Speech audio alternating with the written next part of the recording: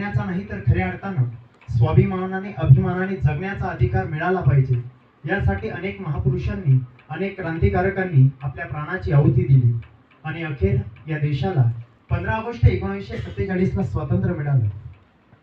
15 August 1947 ला भारत स्वतंत्र झाला, परंतु 16 ऑगस्ट 1947 ला अण्णाभाऊ साठे म्हणाले की आजादी झुकी है लेकिन देश की जनता भुकी है। कारण अण्णाभाऊ साठेंना फक्त स्वातंत्र्य अपेक्षित नव्हतं, तर स्वातंत्र्याबरोबर जगण्यासाठी लागणाऱ्या अधिकारांचं संविधान देखील महत्त्वाचं वाटत होतं।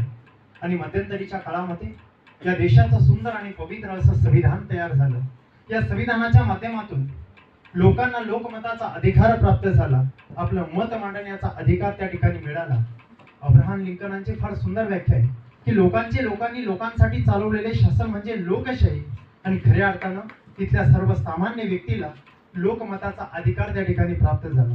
याच लोकमताच्या बळावरती अनेक सरकार या ठिकाणी स्थापन करता देखील येतात आणि याच लोकमताच्या बळावरती स्थापन केलेली सरकार ही मागे सुद्धा खेचता येतात। एवढा अधिकार या लोकमताच्या माध्यमातून इथल्या सर्वसामान्य व्यक्तीला प्राप्त झाला। आणि जर उदाहरण द्यायचं म्हटलं तर यापर्यंत अनेक सरकार आली, अनेक सरकार या ठिकाणी निवडून गेली, अनेक नेते आली, अनेक नेते निवडून गेली, ही फक्त आणि फक्त लोकमताच्या बळावरती। उदाहरण सांगायचं म्हटलं तर भारतीय काँग्रेस पक्षाचे जे नेते निवडून आले ते खऱ्या अर्थानं लोकमताच्या आधारावरती निवडून आले।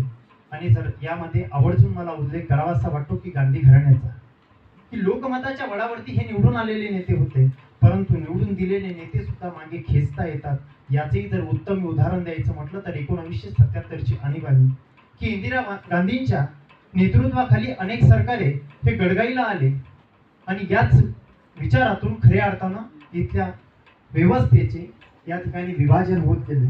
भारतीय काँग्रेस पक्ष झाले, भारतीय जनता पक्ष, असे अनेक अस्थिर सरकार त्या ठिकाणी निर्माण झाले आणि अस्थिर सरकार निर्माण झाल्यामुळे साम दाम दंड भेद असणाऱ्या या सर्व अशा वर्चस्थानी असणाऱ्या लोकांच्या हातामध्ये या देशातली सर्वात मोठी असणारी लोकशाही ही त्यांच्या हातात गेली।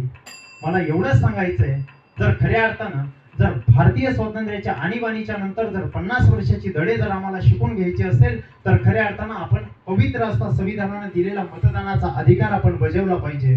नुसता अधिकार बजावला नाही पाहिजे, तर आपण अधिकाराच्या माध्यमातून आपल्याला वाटेल तशी सरकार आपण या ठिकाणी व्यवस्थितरित्या आपण निवडून दिलेली पाहिजे। आणि निवडून दिलेल्या सरकारने देखील खऱ्या अर्थानं भिलाशी वृत्ती असणारी वृत्ती बाजूला ठेवून जनहिताचा आणि कल्याणाचा विचार जर आपण केला तर खऱ्या अर्थाने या देशातली लोकशाही जिवंत राहू शकते। धन्यवाद।